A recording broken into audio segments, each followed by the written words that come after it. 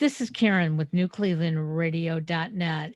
And today I have on let me try to start out with he's a writer, he's a performer, he plays instruments, um, he produces, uh, he does everything, absolutely everything. And I was watching his new release and I was a little bit dumbfounded because I thought there were all these other people somewhere in the background of the video that we just weren't seeing. But lo and behold, it was Brandon Meyer himself. So, welcome, Brandon, to New Cleveland Radio. And tell us a little bit about who you are. I mean, the one man band. Thanks so much for having me. I'm really Sure. glad to be on. Yeah, I've been a musician now for most of my adult life. Started playing guitar when I was, 14 years old, and have been learning how to produce and how to, write tunes and a lot of stages of being a better musician along the years. And I started this project a few years ago as a way to just release a lot of these tunes I was writing and producing at my home studio.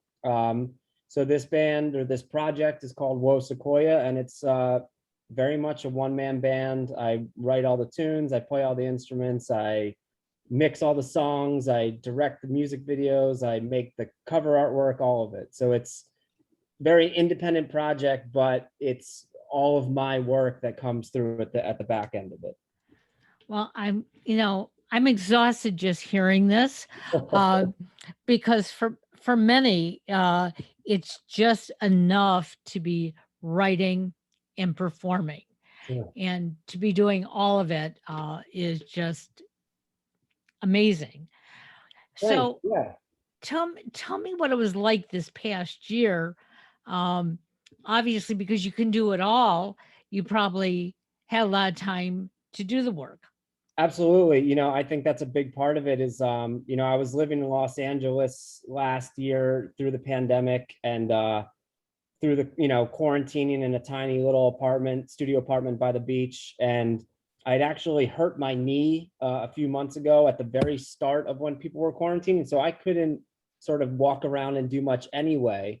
And I just had this kind of moment sort of last March of 2020 that I'm just going to sort of seize it. And, there's not much else to do than create some art. And I ended up, I wrote a screenplay and I wrote and released a new album and just kept writing and writing tunes. And so half of them were released last year. And then I ended up having a bunch more that I kept working on. And that is this upcoming release. And I ended up relocating to Denver in October of last year and just built out a nice home studio. It was a little bit bigger of an apartment, and it's just been really productive. It's been a wild year or year and a half for a lot of people. And Absolutely. I think sometimes if you're a creator and you don't have places to go and, means to do much, there really is not much to do left than just get to work and start creating, and it's, Absolutely. if anything, it's therapeutic more than anything, So where did you come up with the name Whoa Sequoia? Yeah. Well, when I was living in LA, I used to I love being outdoors, hiking, nature, and I would go on a lot of day trips or weekend trips up to Joshua Tree and Sequoia National Park a good amount. And I had taken this one trip up to Sequoia National Park, and it's just such a beautiful place. And I was just standing there and I was thinking about dinosaurs that used to be there millions of years ago. And I just had this, I felt like the only word I could get out was whoa, because it was so beautiful. And, I think I just came up, that concept, those two words came together and I kind of liked how they fit and sounded together. And it's kind of funny too. I try not to take myself too seriously. So I think there's a little bit of humor involved, and it just kind of stuck. Sometimes I was writing a bunch of tunes at the time and I put out some songs like the following month, and that's just what I called it. And I've just kept it since then. Interesting. So obviously, even though we were quarantined, you did find a way to get out. And I think that's wonderful because we too did the same thing. I don't have the Sequoia forest here, but I do live in the middle of the national park. And we found that that gave us an opportunity to see nature that normally we just don't take the time to Sure. observe. Yep, absolutely. So, where do you really get your inspiration from? Obviously, last year you were, you know, sort of by yourself, but prior to last year, did you normally just remove yourself from everybody and sit and write? Yeah, I mean, it's a great question. I think that you know, inspiration comes in a lot of forms, right? Like I think that you know, I work in film and TV a lot too, and I'm inspired by films that I watch. I'm inspired by a great TV show, or just as much as maybe going through a walk through a national park or something, you know. I think that I think maybe as I've gotten older, it's easier to sort of channel it and to turn it into something, if that makes sense. Whereas, you know, as you're coming up as a musician or as an artist, you know, you just have to find your process a little bit and kind of know when the inspiration is striking. And now, you know, I really love playing guitar. I love making music. Some days are easier than others, you know. You kind of just, I think it's one of those things where you're not going to write a song on the piano if you're not sitting at the piano. You know what I mean? So Absolutely. the first step is like sitting down and playing guitar, or playing piano, or making a beat, or you know, if you're a writer, it's sitting down at the computer and just start typing. And you might not have anything that day. But you know, I've had songs on this upcoming record that were written in 20 minutes, you know. So it's just about sort of channeling it all, and hoping it turns into something that sounds good and feels good, and you know. Well, and listening to you, it makes me think of all the things that we do on a daily basis, whether it's as a musician, a writer, a homemaker, a student. When you decide that you want to do something and you Mhm. put your passion into it, it can develop into just about anything. Um, Sure. there are days that, my younger son will say to me, "Hey, mom, I really would love chocolate chip cookies." And I do it begrudgingly because I'm so busy and they Yep. really don't come out very good. Right. They're just cookies. And there Sure. are other days that I'll say to myself, "Hey, this is what I really would like to do." And he'll come home and go, "What did you do? What'd you put into them?" That's Um, great. so it is the passion, and it is the desire to want to put your best foot forward. Sure. And you know, not to cut you off, but like I was saying earlier, you know, I think it is sort of therapy for me in a way. You know, I think that there's a lot of people that struggle with a lot of various issues of mental health and everything. And for me, it's always been a really healthy release to play guitar, or to write, or to work on something creative. You know, that's always been a really healthy outlet for me. So sometimes it's less about creating and more just about what makes me feel good on that day, and what makes me sort of process emotions sometimes, you know. So did you actually take guitar lessons or writing lessons along the way? No, well, I'm almost very much a self-taught guitar player. Okay. I started taking lessons when I was in high school for a few months, but you know, I just started to teach myself. I loved playing, and I just would play along to my favorite albums. And you know, as a kid, it was just like I really wanted to learn how to play guitar. It was just like I was driven to learn. And the first few years were tough, and I think you get better and it becomes easier to practice. And then yeah, you know, then I went to college and I did take a couple lessons. I took some classical guitar lessons, which were just short-lived here and there.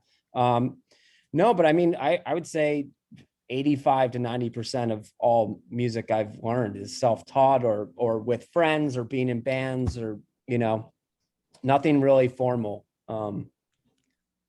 So, Yeah.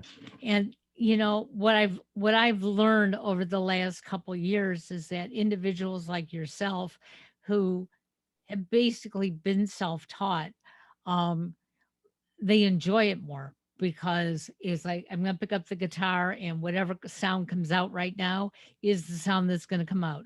You're not Sure. you're not tuned into I have to do it exactly this way.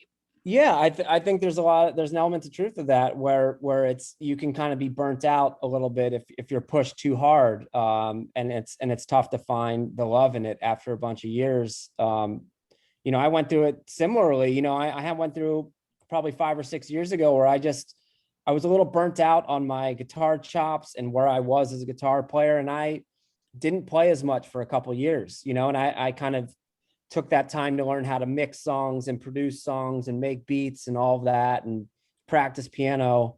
And then over the last few years, I sort of rediscovered the love for just the guitar, which is my main instrument. Yeah, and I think as you get older, it is a little bit about staying, you know, having the passion for it, and not being burnt out. So being your own musical engineer, producer, writer, the whole ball of wax, as they would say, um, you don't have anybody then who's standing over you saying, no, let's do it this way. 100%. Yeah. And I think that for me is a really great thing. It also can be a detriment because I do think that having collaborators there with you can give you a different perspective and have an idea that you didn't think of. But for me, you know, I kind of like to work quickly. I like to sit down, let it happen. And you know, just for my own music and stuff that I make, it's really nice that I can just let it flow and just kind of go in any direction that I want. And I think a lot of the music is indicative of that. You know, it's all me, so it's just it's what you get. It's kind of whatever direction I was feeling, and you know, very little outside influence in terms of the actual sounds and the production and all of that. Absolutely. So tell us a little bit about this release that's coming on the 27th. It's called Film Review. Film review, yes. Yeah. So, so tell me a little bit about it. Why Film Review? Yeah. So, you know, lyrically, I wrote this song one morning. It was a cold day in January. It was snowing outside, and I just started playing. And I had been thinking a lot about, I think, particularly over the last year or two through the pandemic and in general, as I get older, just about the passage of time as we get older and how some years can feel like a month and other months can feel like a year. And it's, you know, as you get older, your perspective of time can kind of shorten. And I was thinking simultaneously about just, you know, we're kind of the star of our own movie, but we don't know the ending to our own movie.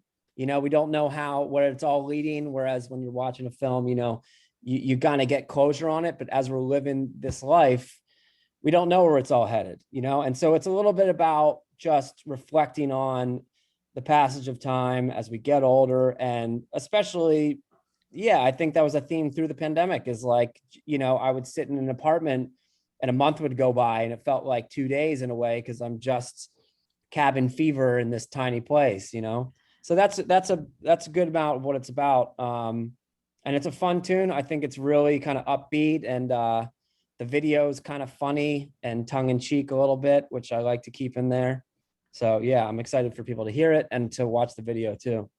Well, you know, it's interesting because I have a younger son who's 30 years old, and he believes that he should be able to look forward and know when things are going to happen. And I said to him, you know, it's interesting because I never thought about that growing up. I always just knew that this is what I want to do now. So I tried to perfect it. And if that didn't work, I'd look at that fork in the road and I'd go one way or the other. Sure. And it was during the pandemic that I really realized, you know what? I have to live with that fork in the road because there's a lot of things we cannot control. And that's what Totally. I heard. And that's what I heard in the song as I was playing it. It was like, wow, this really fits. Yeah, Um, that's great. That's cool. And again, I think with a lot of music that I write and lyrics, it's open to interpretation too. Whatever somebody wants to hear out of it and get out of it is great. I know what I was thinking of, but however people want to interpret it, I'm cool with to an Abs- extent. Absolutely. So when this releases next week, are you going to be performing it somewhere or? No, yeah. So the single will be out and the video will be released next week, and I'll be doing a few different video releases leading up to the album, the full album will be out in November. And then I am going to be doing some type of album release gig in Denver around the album release date, which is November 11th. And then I'll be doing some shows probably in December and January, and probably a full tour next spring. But yeah, I'm going to be doing, since I do a lot of, film and video stuff, I'll be doing a good amount of music video releases for a few singles leading up to the album. Absolutely. Yep. So where do you normally post your videos?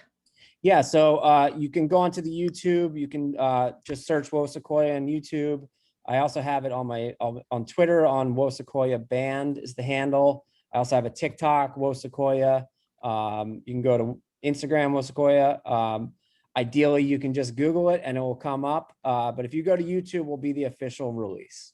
That is absolutely wonderful. Yep. So you did a lot over the pandemic. Now they're fine tuning everything, getting everything out.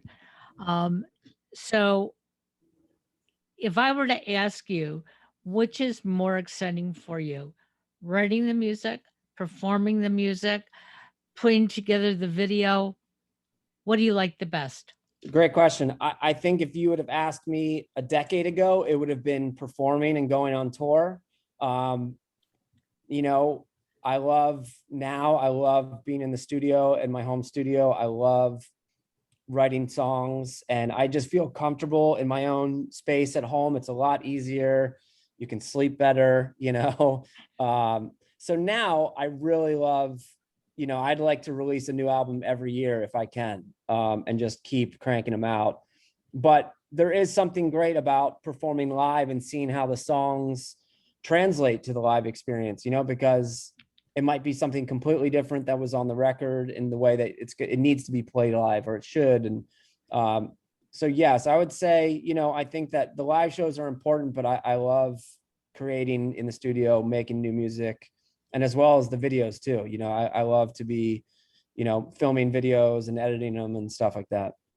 Well, we look forward to seeing more videos on YouTube, Yep.